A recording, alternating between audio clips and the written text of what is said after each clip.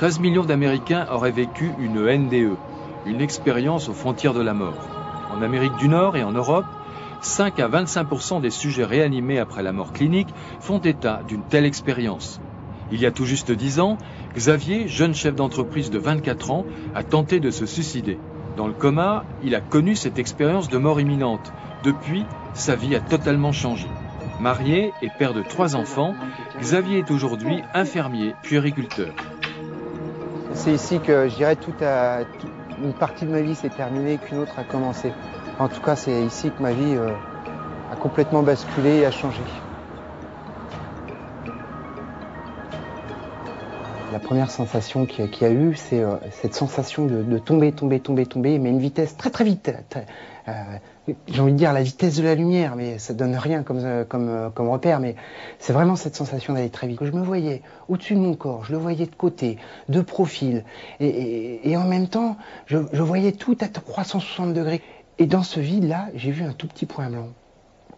Alors, j'aurais pu m'en moquer de ce petit point blanc parce que ce vide, ce néant cosmique était d'une telle perfection que j'aurais pu m'en fiche de ce petit point blanc. Or, je sais pas, je l'ai vu. Alors, est-ce que c'est le fait de l'avoir vu, ça a attiré mon attention et est-ce que j'ai été vers ce point blanc ou est-ce que ce point blanc m'a enveloppé? En tout cas, d'un coup, pareil, comme ça, plus vite qu'un claquement de doigts, je me suis retrouvé dans cette lumière. Cette lumière qui est une lumière très forte, mais qui n'est pas aveuglante, qui est douce, qu'on peut regarder. C'est plus fort qu'un soleil, c'est plus fort qu'un soleil. Mais pourtant, on peut regarder cette lumière. Mais en même temps, cette lumière est vivante. Elle est vivante. Elle est pensante.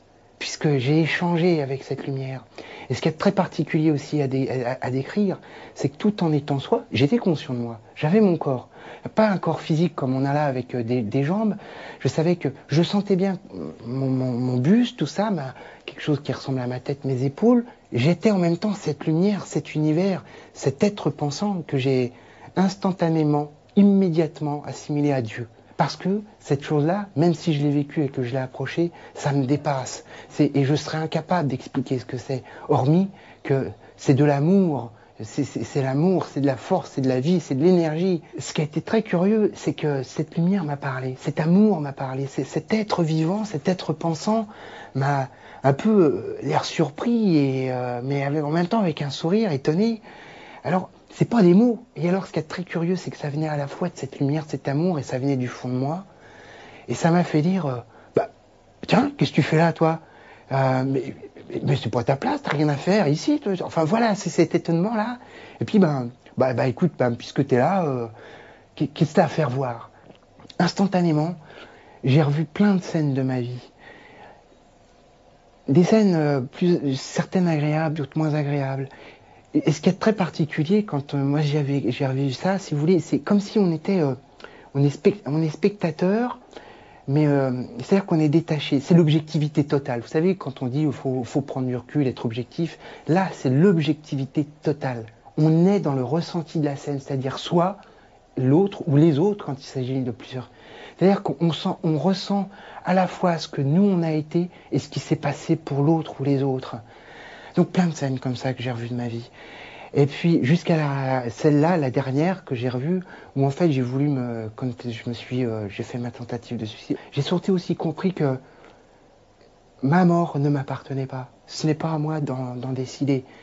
J'ai compris aussi que c'était plus qu'un cadeau, une grâce qui m'était donnée sur l'instant de ne pas être mort, comme quelque chose de l'ordre d'une deuxième chance. Et moi, je serais bien resté là. Sauf que c'est pareil, cette lumière m'a dit, c'est pas des mots, je le redis, mais dis donc, t'as rien à faire ici, c'est pas ta place, faut que tu t'en ailles. Mais moi, pas du tout, je suis très bien là, je veux pas partir, je veux pas m'en aller, c'est super ici.